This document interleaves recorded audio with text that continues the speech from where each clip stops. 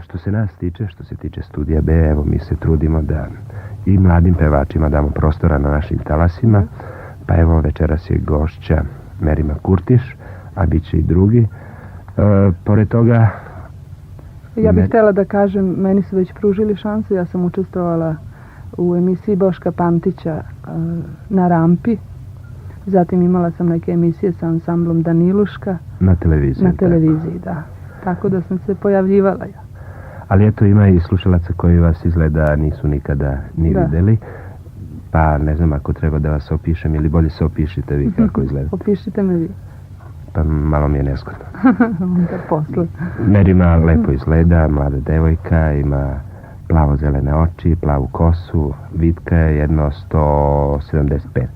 Ne, 170. 170. Eto tako.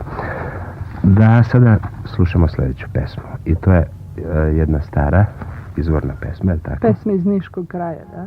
Stara.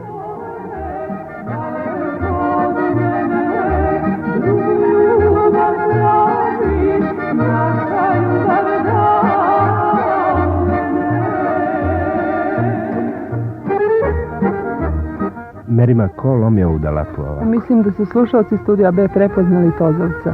To samo na njega liči.